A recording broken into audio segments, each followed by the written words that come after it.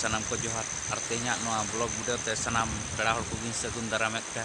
इनगे सुरेंद्रनाथ टुडू आपे को तलाते नोआ ब्लॉग वीडियो अगु कते इन सेटरना और तेहन दो ना आले अतु नोआ गाड़ा गे देखा बोना और नोआ 2024 रे नोआ दो ना अडी मारांग जपुर और नोआ जपुर गे नोआ बद बैहड़ गाड़ा मुडू गोटा बाना कना तबे ओना ब्लॉग वीडियो को गे देखा बोना और साउते किछि गान निलिया हर को होना नोआ आले अतु ओना रास्ता मेन रास्ता चोट रे ताहे कते ना किछि ओना दा को होना गाड़ा दा को नेले और तापरे किछि गान कोड़ा ना उनका गना जलाम अगु कते हकुना को गोजेट को तबे ओना ब्लॉग वीडियो को देखा बोना तबे गाते को तेहना तारीख दो हुई कना 13 अगस्त 2024 गुरुवार और गलाबन तबे तेहना नोआ ब्लॉग वीडियो दो ना अडी रस्के रमोज गना बुझाव कना जेहेतु गाड़ा मुडू कोरेना हाकु को साबेत को तबे ओना ब्लॉग वीडियो को देखा बोना चेद लेका तिना को साबेत को तबे गाड़ा दो ना नोय चेतान से दो ना नोका अडी पुराना लिंजिन कना तबे नितो दो किछि आरो ओरहा इदि गोरा कना दा दो ना कम गिया कना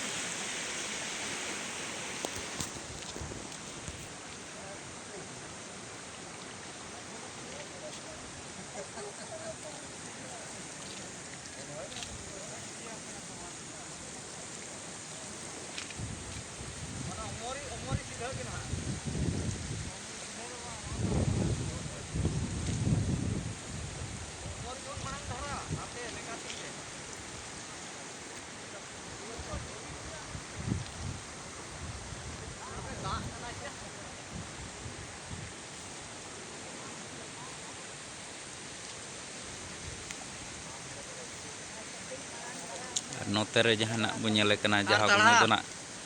जलाम अगु कते ना नतो ना जलामेत को हकुना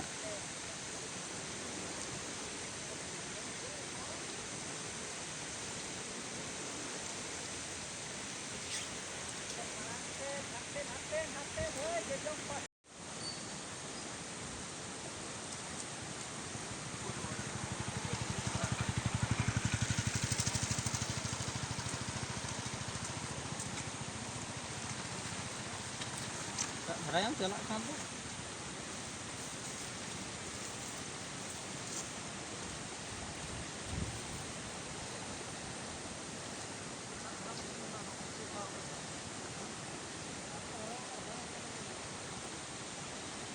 तबे नुई जलाम बाला ना नितो गे हेज अकना तबे नेल को ना अब तिना गने साबेत को ना और उनका के साइड रे अडी गान फेका बला को हेना को और मशारी बला कना तबे उनको दो हाना चेतान से ना को रकाब इदिए कना जुदी नोते ना को अणगोना एनकान नो ब्लॉग वीडियो ने अगु को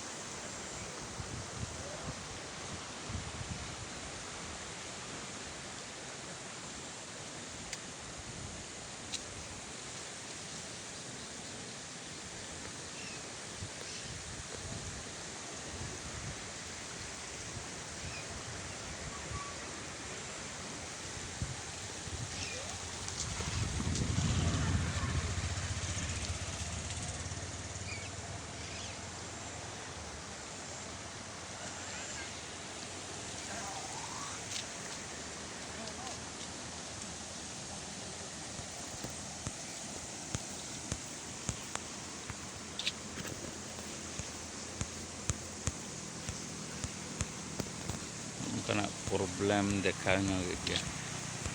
ᱚᱯᱮᱜ ᱨᱮᱦᱚᱸ गाते को तबे नोआ तेहना नोआ गाडाबान ब्लॉग वीडियो को देखात बोना चेल का पे बुझाव किया जुदी बेस पे बुझाव किया एनखान चैनल सब्सक्राइब का पे और लाइक शेयर कमेंट दो आलो पे हिड़िया मा एनखान तेहना नोआ ब्लॉग वीडियो दो जस्ती बांग बुझलिया नोडे गिन थुकम दो होया मा मुचाद रे जोहार।